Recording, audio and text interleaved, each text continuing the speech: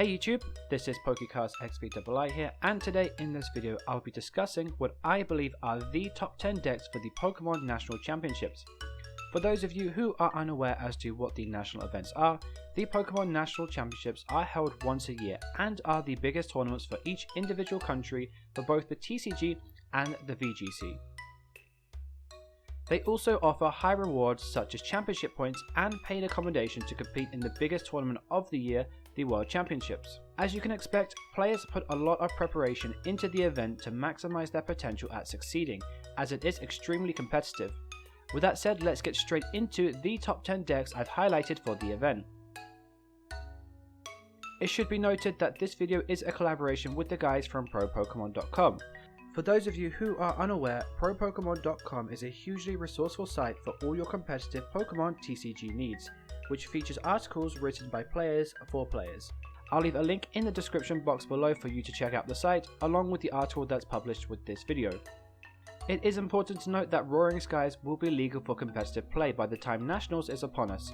Quite often it's the case where people will refer to other tournaments around the world to see what decks are performing well when considering a deck choice. However, with the set having just been released here in the UK, it will be the first official tournament in which Roaring Skies will be legal for, which has its benefits as well as the negative factors that it brings. With that said, we do have a large pool of cards to choose from, so it's always going to be difficult to predict exactly what decks are going to be succeeding at the event. However, we do have a generalized idea. And so with all that said, here are my top 10 decks for the Pokémon National Championships 2015. Number 10. Coming in at number 10, we have KLINKLANG. KLINKLANG's strength lied in its ability Plasma Steel. Plasma Steel prevents all damage done to your Metal Pokémon by your opponent's EX Pokémon.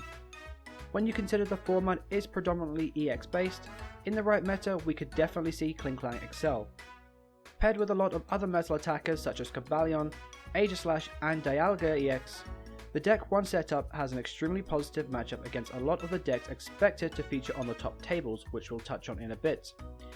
It's also important to note that Cobalion's first attack, Righteous Edge, does hit one metal for 30 damage, and also discards a special energy attached to your opponent's active Pokemon, which is great against decks like Seismitoad and Rayquaza who rely on special energy to function. With all that said, where do the weaknesses of the deck lie?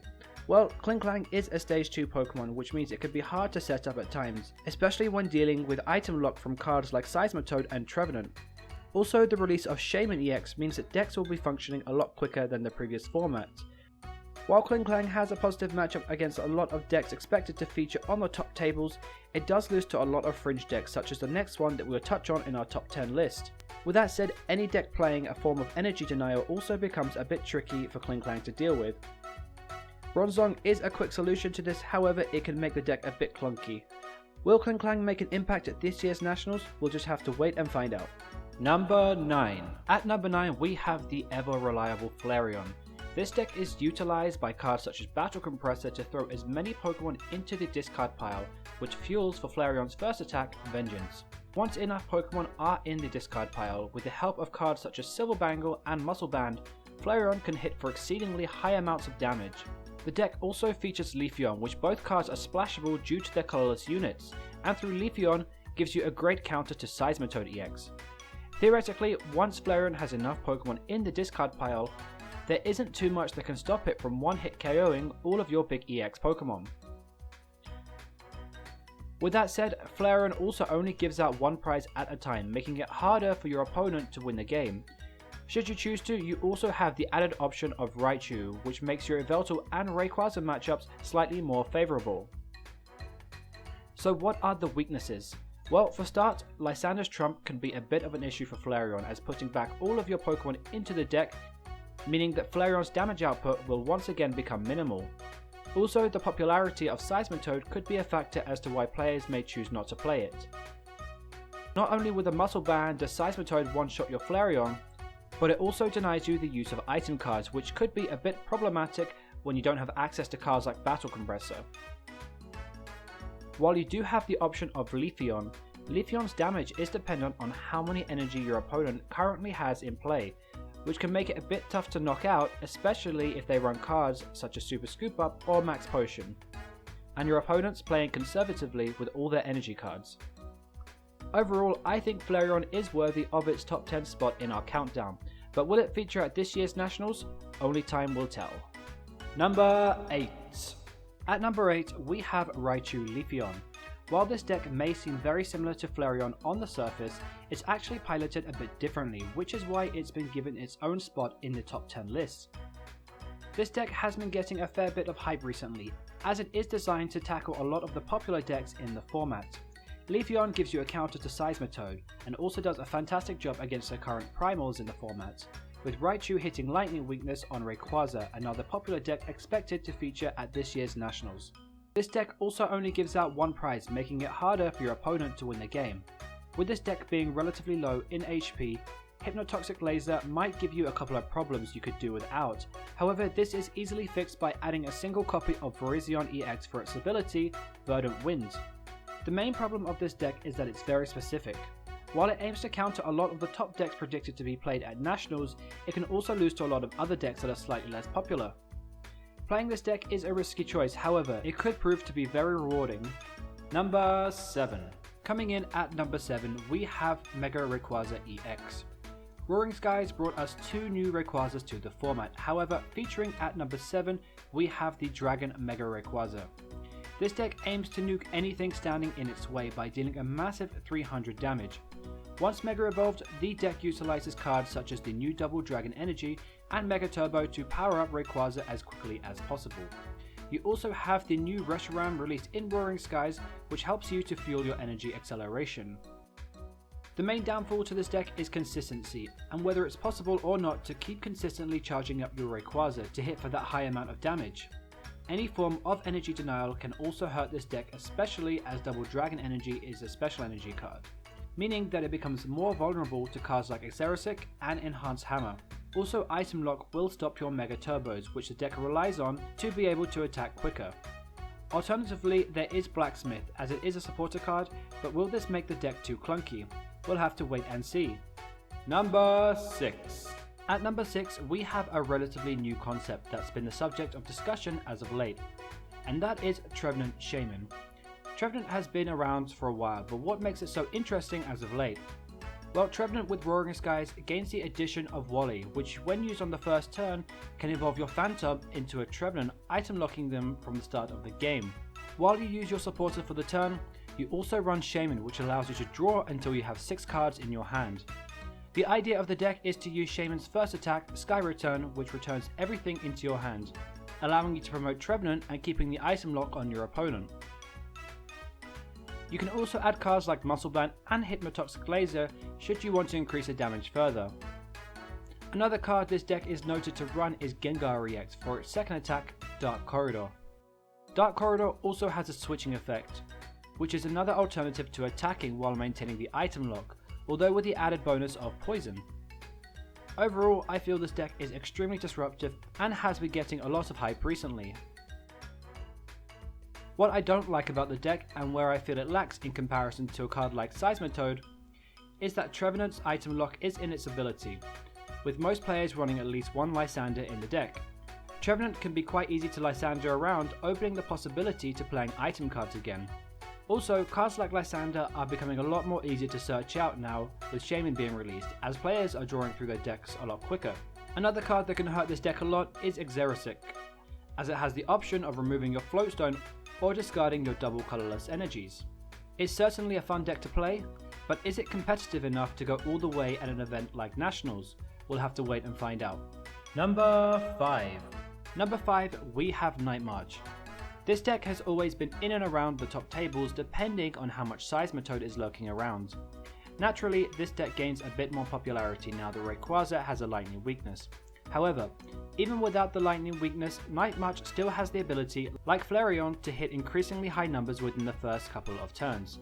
This deck is very similar to Flareon in that it utilizes Battle Compressor to throw as many Pokemon into the discard pile with the Night March attack. In doing so, your tiny 30 HP Joltex can end up hitting for exceedingly high amounts of damage and pretty much one-shotting most things in the format. And with the use of SHAYMIN, this deck can hit those numbers a lot quicker than it used to in previous formats. However, Joltex also shares the same weakness that Flareon has, in that Lysander's trump card can be a bit of a pain to deal with. Equally, if your opponent is running Seismitoad, not being able to use cards like Ultra Ball or Battle Compressor to dump your Night March Pokemon can be a bit problematic. The other factor to Night March is that it has extremely low HP. Arguably this is fixable through MITOAD-EX, but even then, MITOAD-EX only has 120 HP, and that is exceedingly low as it gives out 2 prizes in exchange to 1. Overall, I think Night March is a solid choice. However, if you are expecting a lot of Seismitoad in your area, then you might want to reconsider Night March as a deck choice. Number 4. At number 4 we have Mega Manectric. With the new Rayquaza being Lightning weak, it should come of no surprise that Mega Manectric has been the subject of discussion. Not only does this Pokemon hit for high numbers, but it also has a built-in energy acceleration. With that, Manectric can work well with a number of different Pokemon, as the effect of the attack states that you can attach 2 basic energy to one of your benched Pokemon, not specifically mentioning that it has to be Lightning. Should you choose to include it, you can also play Mega Turbo, released in Roaring Skies, which adds another form of energy acceleration. You can also run cards like Max Potion, as discarding energy isn't too much of a concern when you're able to replace them through Turbo Bolts. Also, Primal Clash gave us Rough Seas, which means that you have a great counter to your opponent's stadium cards, while healing damage in the process. The final factor worth mentioning is that Mega Manectric does also have Free Retreat, which can be extremely useful in a number of situations. Other than being fighting weak, Mega Manectric doesn't really have too many weaknesses. Mega Manectric is a great attacker by itself, so including other Pokemon for that reason doesn't really seem worth it. Your best bet is to make the use of abilities. For example, Suicune makes a great wall against your opponent's EX Pokemon, as you're already running Rough Seas, with the 2 sharing great synergy together in knocking off damage that your Pokemon have accumulated through the course of the game. This also makes your Primal Groudon matchup slightly more favourable, which is something that the deck struggles with a lot. Another great option is Ninetales from Primal Clash, as it aims to lock in your own stadium. It helps to keep Rayquaza EX in check, as the deck relies on benching as many Pokemon as possible to hit for those high numbers. Also, it minimises the amount of damage that Primal Groudon can do, because they can't play any stadium cards from their hand. You could also run Ninetales from Dragon's Exalted with the Bright Look ability. Even without weakness being a factor, Mega Manectric hits perfect numbers on SHAYMIN EX, meaning that you can take cheap and easy prizes using Bright Look. Certainly a deck choice to consider. Number 3. At number 3 we have Primal Groudon. What makes this deck so appealing is that it could pretty much one-shot anything in the current format. What this deck gains from Roaring Skies is the use of Mega Turbo, which combos really well with Scorched Earth, as you're able to throw your basic energy into the discard pile, draw 2 cards, and then Mega Turbo the energy back onto your Primal Groudon. More importantly, Groudon has an extremely positive matchup against Seismitoad-EX, as Barrier means it can't be targeted by things such as Hypnotoxic Laser, and more importantly, Crushing Hammer. From testing, it's quite common for Primal Groudon to go down 3 or 4 prizes and then make a late game sweep in one-shotting anything in your opponent's active spot.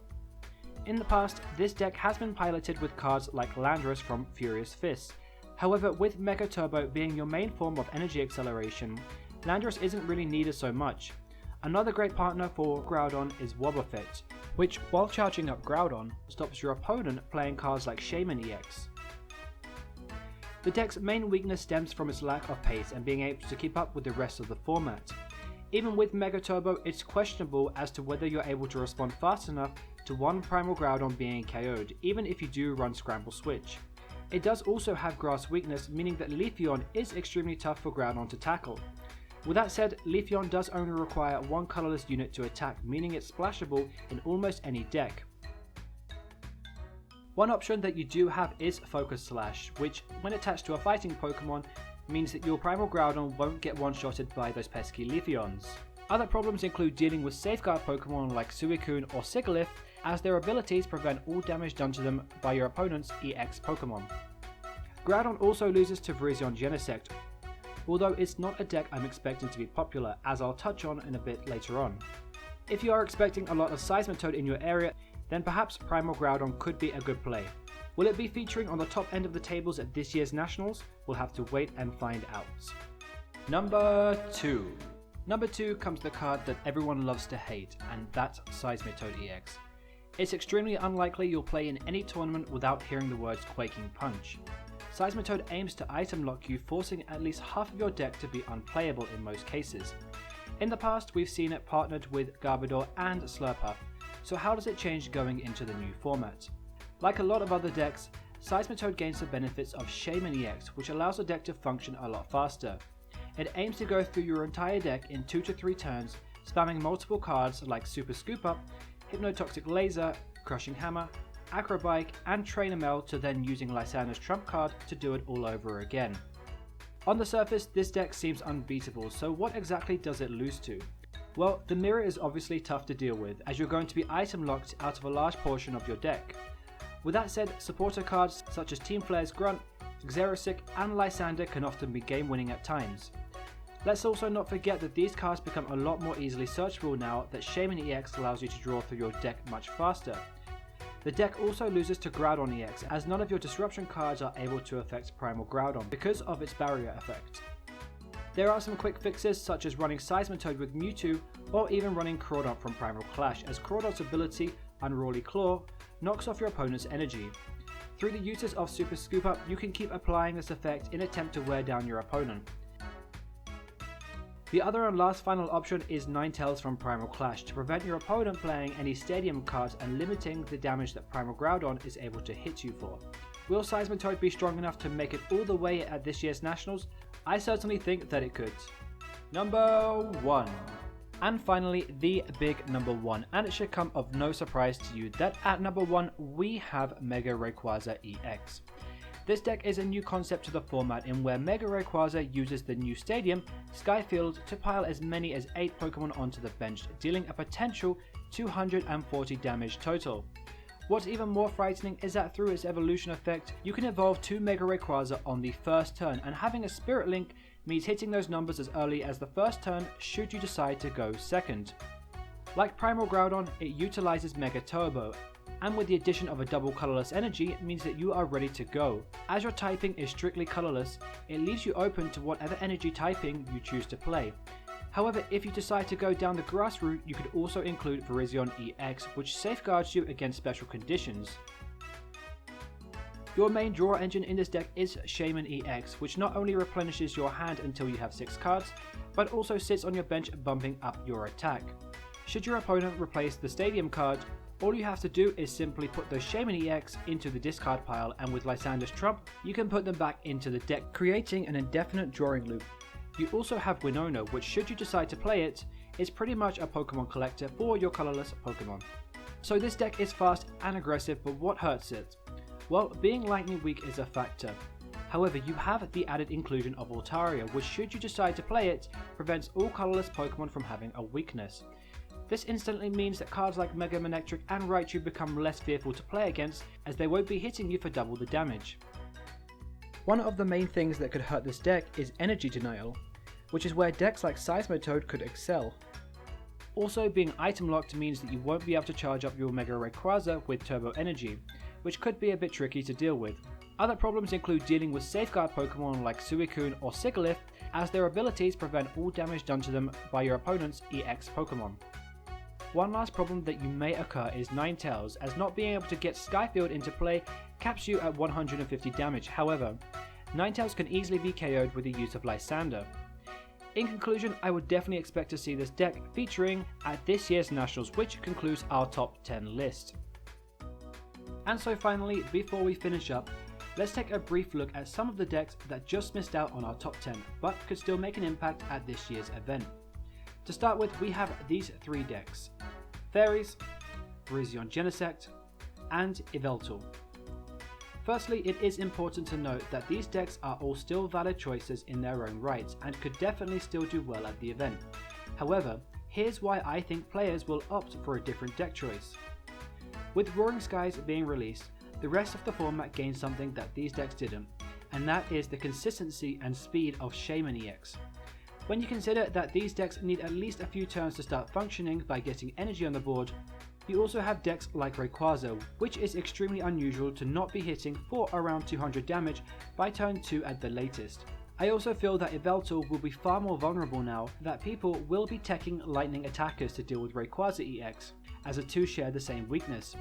With that said, we keep consistently writing off Yveltal with every passing format, and yet it keeps finding a way to excel when it matters most, so it's not to say that we shouldn't expect to see it. The last two decks not to make the list, which are worthy of a shout, are Primal KYOGRE and MLATIOS-EX. Primal KYOGRE is an extremely powerful deck that has a lot of positive matchups in the format. However, it also shares the same weakness as Primal Groudon. What this deck doesn't have that Groudon does is the use of Focus Slash, which makes it extremely vulnerable to decks that run EVs with Leafeon. And finally, MLATIOS. The deck aims to take easy prizes using the same setup as Mega Rayquaza, using Mega Turbo, Double Dragon Energy, and Reshiram to name a few. Although without much testing, it does seem a bit flimsy at this present moment in time, which is why it's been left out of the top 10. So to finish up, it leaves me to say that if you are going to compete at this year's Pokémon National Championships, be sure to get in a lot of preparation beforehand, as well as enough sleep the night before to avoid any unnecessary misplays. And above all, good luck and have fun, as it is an extremely fun event to participate in, whatever your standings when you finish. Remember, if you would like to check out more articles to help you further your game, be sure to check out PokéPokemon.com. The link will be in the description box below, as it is extremely resourceful. Alternatively, if you would like to see more Pokemon related content, there will be annotations at the end of this video for more videos, along with a subscribe button you can hit should you choose to. This video has been very long, so thanks very much for watching it if you have got this far. Any further questions, feel free to stick them in the comment section below and I will do my best to get back to you. Thanks again and see you all next time.